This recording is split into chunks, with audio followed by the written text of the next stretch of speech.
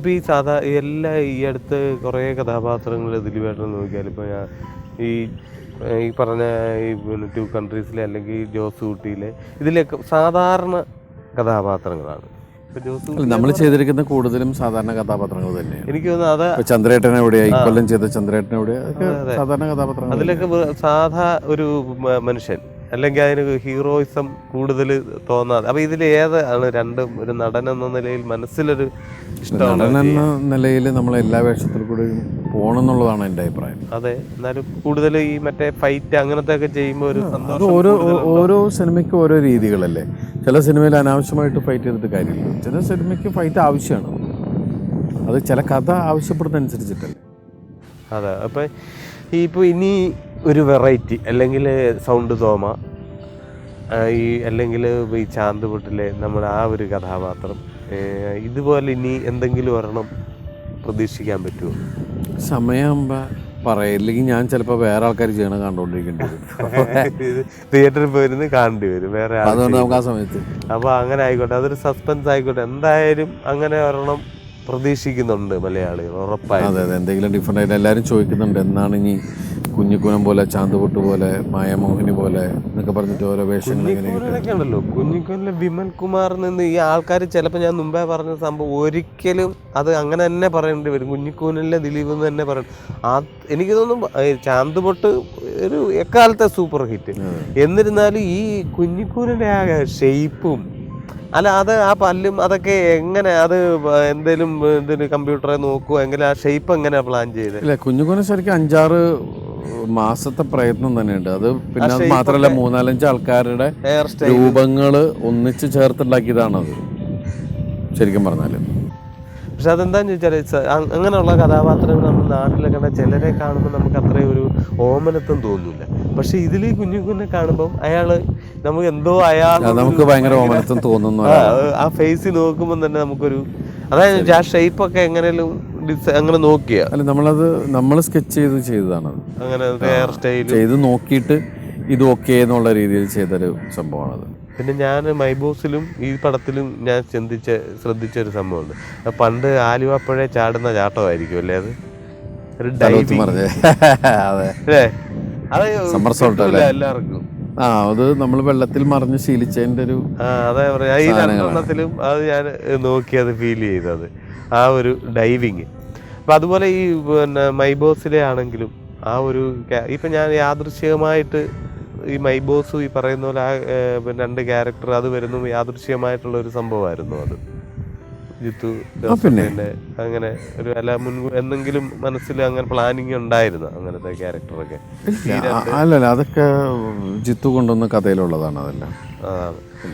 അപ്പോൾ ഈ പിന്നെ ഇനിയും അടുത്തതും പിന്നെ ഇനി വരാൻ പോകുന്നത് സിദ്ദിഖ് ലാൽ അവരൊന്നിക്കുന്ന സിനിമയാണ്. അത് ലവ് സ്റ്റോറിയാണ് ശരിക്കും പറഞ്ഞിട്ടുണ്ടെങ്കിൽ. നർമ്മത്തിൽ പൊതിഞ്ഞ രീതിയിലാണ് എൻ്റെ ഒരു പോക്ക് ആ കഥയുടെ. ഇതിൽ 2 ചോദ്യങ്ങൾ അപ്പം വരും. ഒന്ന്, ദിലീപ് എന്ന് പറയുന്ന നടൻ്റെ സിനിമ എന്ന് പറയുമ്പോൾ ഒരു പ്രത്യേക പ്രതീക്ഷകൾ അല്ലെങ്കിൽ ഒരു കോമഡിയുടെ ഒരു ട്രാക്ക്.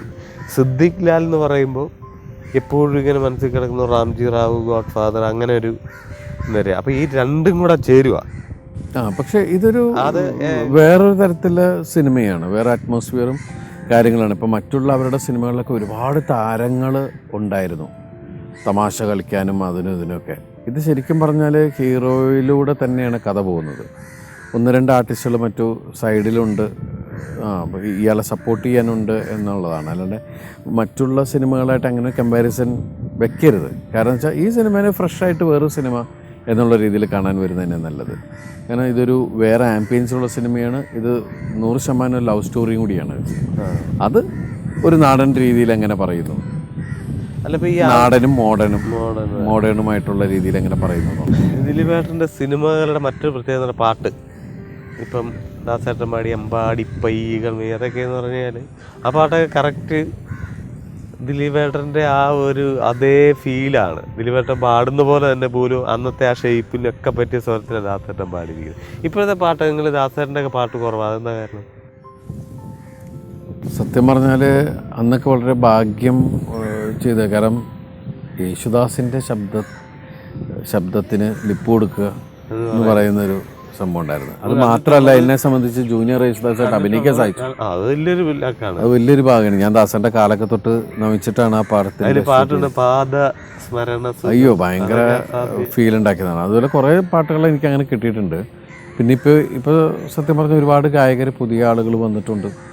പുതിയ ആൾക്കാർക്ക് അവസരം കൊടുക്കാനായിട്ട് ശരിക്കും പറഞ്ഞാൽ എനിക്ക് അതുമല്ല, ദാസേട്ടനും അങ്ങനെ ഒരു മനസ്സ് വെച്ചിരിക്കുന്നെന്ന് തോന്നുന്നു. കാരണം പുതിയ ആളുകൾ വന്നോട്ടെ എന്നുള്ള കാരണം ഒരിക്കലും പുള്ളി പോയിട്ട് അത് ഞാൻ പാടാന്നോ ഞങ്ങോട്ട് വിളിച്ച് പറയുമോ ഒന്നുമില്ല.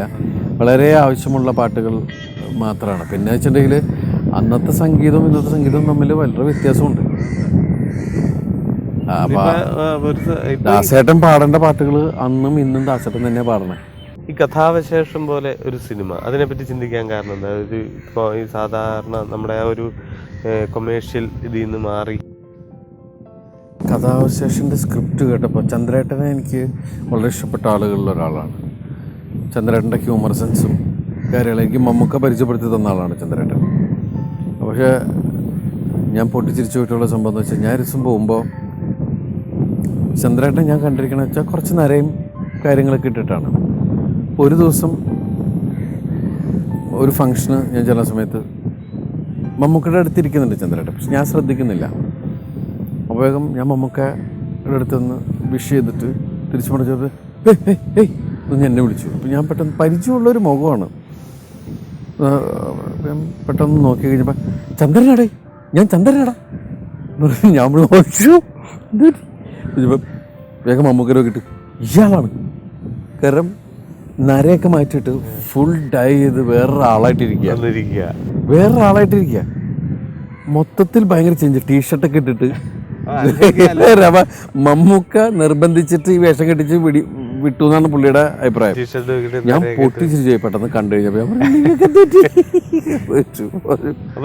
മമ്മൂസിന്റെ പരിപാടിയാ എന്ന് പറഞ്ഞിട്ട് മമ്മൂക്കയും ചിരിച്ചുപോയി. അപ്പൊ ഈ ഒരു സെന്തിനേക്കാളും വ്യത്യസ്ത അപ്പൊ ഈ കാണുമ്പോഴെന്തും നമുക്ക് ഏത് സമയത്തും തമാശ പറയാവുന്ന ഒരാള്. പിന്നെ പുള്ളി കാണുന്ന കാഴ്ചപ്പാടുകളും സംസാരത്തിൽ നല്ല നർമ്മമുള്ള ഒരാളാണ്. അതുകൊണ്ട് എനിക്ക് ഭയങ്കര ഇഷ്ടമാണ്.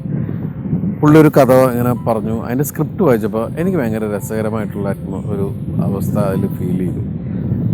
ശരിക്കും പറഞ്ഞു ഞാൻ എന്തൊക്കെയാണ് കണ്ടപ്പോൾ എനിക്ക് തോന്നുന്നു, എനിക്ക് എന്തൊക്കെയാ തോന്നി, എന്ത് കാര്യത്തിനാണ് ഈ പുള്ളി സിനിമ ചെയ്തതെന്ന് എനിക്ക് തോന്നി. സത്യമുള്ള ഓരോരുത്തരുടെ ചിന്താഗതി ആണ് ക്ലൈമാക്സും. എനിക്ക് സത്യം പറഞ്ഞ അല്ല, ജീവിതത്തിലെ പലപ്പോഴും പല ആളുകൾക്കും തനിക്ക് ഒന്നും ചെയ്യാൻ പറ്റുന്നില്ലല്ലോ, മടുപ്പുണ്ടാക്കുന്ന അവസ്ഥയിൽ മനുഷ്യൻ ആത്മഹത്യ ചെയ്യുന്ന അവസരങ്ങളുണ്ടായിരുന്നു. ഒരാളുടെ ആത്മഹത്യയുടെ കാരണം എന്താണ്? ഇപ്പോൾ നമ്മളൊക്കെ തന്നെ അറിയാവുന്ന ആൾക്കാർ എന്താണെന്നറിയില്ല, ഞാനും വിളിച്ച് സംസാരിച്ചുകൊണ്ടിരിക്കണതാണ്, രാവിലെ നോക്കിയപ്പോൾ അവൻ കെട്ടിത്തൂങ്ങി. അവൻ റീസൺ എന്താണെന്ന് പോലും പിടിയിട്ടത്. റീസൺ അന്വേഷിച്ച് വരുമ്പോൾ അയ്യോ ഇതെന്തുകൊണ്ട് ഇതവൻ ഇങ്ങനെ ചെയ്തു എന്ന് തോന്നുന്ന റീസൺ ഒരുപാടുണ്ടായിട്ടുണ്ട്. ആ സിനിമയ്ക്ക് നമ്മളെന്ത് ഇഷ്ടപ്പെട്ടു, അതെല്ലാം ആ തവണത്തെ അവാർഡിൽ 4 അവാർഡ് ആ സിനിമയ്ക്ക് ആണ്. എന്നാലും ഇനി അതുപോലെ ആത്മഹത്യ ചെയ്യുന്ന അങ്ങനെ സാധനമൊന്നും ചെയ്യണ്ട, അതാണ് നല്ലത്. ആ പരിപാടിയെ വിട്ടേര് ആ കാര്യങ്ങൾ.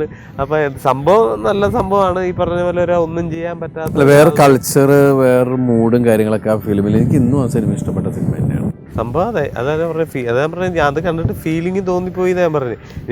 ഞാൻ പറഞ്ഞില്ല, ഞങ്ങൾ വീട്ടിൽ ഞാനും വൈഫ് ഇത് കണ്ടു കഴിഞ്ഞിട്ട് നമ്മൾ പറഞ്ഞു ദിലീപേട്ടൻ ഒന്ന് വിളിക്കണം, എന്തോ വേറെ ഫീലായി പോയി.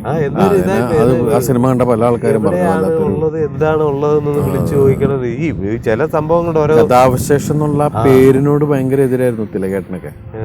തിലകേട്ടൻ നാദൃശോട് തന്റെ കൂട്ടുകാരനോട് പറയണം ആ പേര് വേണ്ട എന്നൊക്കെ പറഞ്ഞിട്ട് അങ്ങനത്തെ ഒരു പേര്. പിന്നെ ഏതായാലും ദൈവാനുഗ്രഹിച്ച് അതൊരു നല്ലൊരു അതെ, വലിയ നെഗറ്റീവ് സംഭവം ഒന്നും സംഭവിച്ചില്ല ദൈവാനുഗ്രഹം. അത് പിന്നെ പോട്ടെ. അത് ഒരു ഈ ചിരികൾക്കിടയിൽ ഒരു ചെറിയൊരു സാധനം, അത് മതി. അത് ഇനിയും നമുക്ക് വേണ്ടത് ഇതുപോലെ വ്യത്യസ്തമായ കഥാപാത്രങ്ങൾ. നമ്മുടെ സിനിമകൾ ഏറ്റവും കൂടുതൽ ആൾക്കാർ ഇഷ്ടപ്പെടുന്നത് എന്റർടൈൻമെന്റ് സിനിമകൾ. നമ്മളും മറ്റുള്ള സിനിമകളൊക്കെ മറ്റു ആൾക്കാർ ചെയ്തോട്ടെ, നമുക്ക് ഈ സൈഡ് പിടിച്ചു പോവാം. ഇങ്ങനെ ചിരിപ്പിക്കുക, രസിപ്പിക്കുക.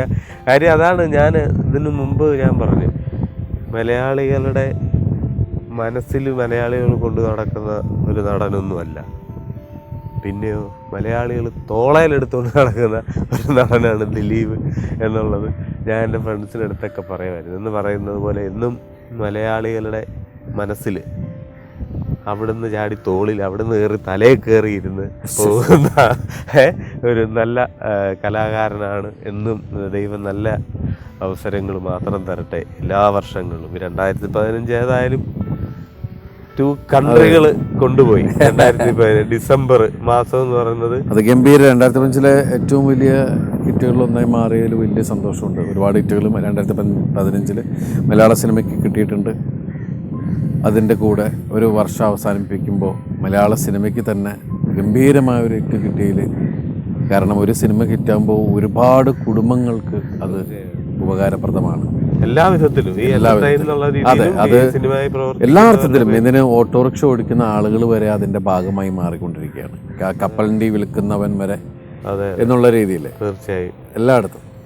അപ്പോൾ അങ്ങനെ 2016 2017 എല്ലാം ഗംഭീരമാകട്ടെ എന്ന് നമ്മളും പ്രാർത്ഥിക്കുന്നു. യാതൊരു സംശയവുമില്ല. എന്നിരുന്നാലും ഹാപ്പി ന്യൂ ഇയർ.